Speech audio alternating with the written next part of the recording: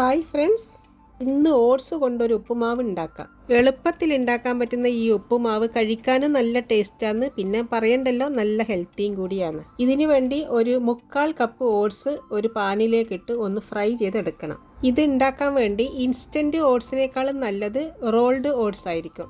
Oats കാച്ചി കുടിക്കുന്നതിനേക്കാളും ഹെൽത്തിയാണ് ഇതുപോലെ ഉപ്പുമാവോ അഥവാ പുട്ടോ ഉണ്ടാക്കി കഴിക്കുന്നത്. ഇതിപ്പോൾ ഓട്സ് ഫ്രൈ ആയി വന്നിട്ടുണ്ട്, ഇത്രയും മതി. ഇനി സ്റ്റൗ ഓഫ് ചെയ്യാം. ഇനി അതേ പാനിലേക്ക് 1 ടേബിൾ സ്പൂൺ എണ്ണയും 1 ടേബിൾ സ്പൂൺ ബട്ടറും കൂടി ഇട്ട് കൊടുക്കുന്നുണ്ട്.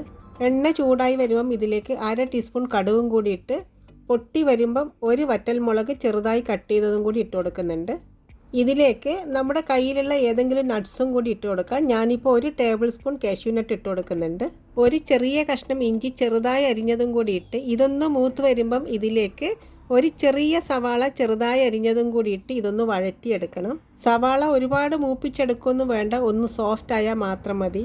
സവാള ഒന്ന് സോഫ്റ്റായി വരുമ്പം ഇതിലേക്ക് 1/4 ടീസ്പൂൺ മഞ്ഞൾപ്പൊടിയും കൂടി ഇട്ട് കൊടുക്കുന്നുണ്ട്. മഞ്ഞൾപ്പൊടി ഇട്ട് കൊടുക്കുമ്പോൾ ഇതിനൊരു നല്ല കളറായിരിക്കും ഉപ്പുമാവിന്. മഞ്ഞൾപ്പൊടി ഇട്ട് വഴറ്റി അതിൻ്റെ പച്ചമണം മാറി വരുമ്പം ഇതിലേക്ക് 1 ക്യാരറ്റ് ചെറുതായി അരിഞ്ഞതും കൂടി ഇട്ട് കൊടുത്ത് ഇതൊന്നും കൂടി വഴറ്റിയെടുക്കണം.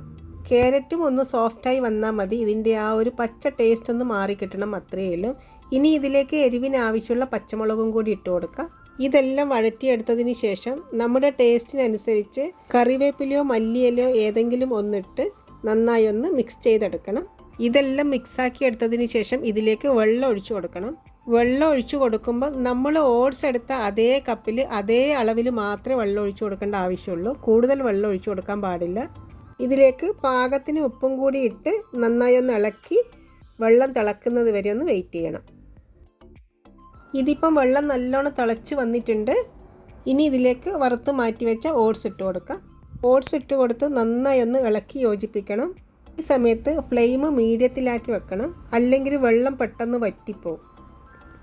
ഇതിപ്പോൾ ഓട്സ് എല്ലാം നന്നായി മിക്സ് ചെയ്തെടുത്തിട്ടുണ്ട്.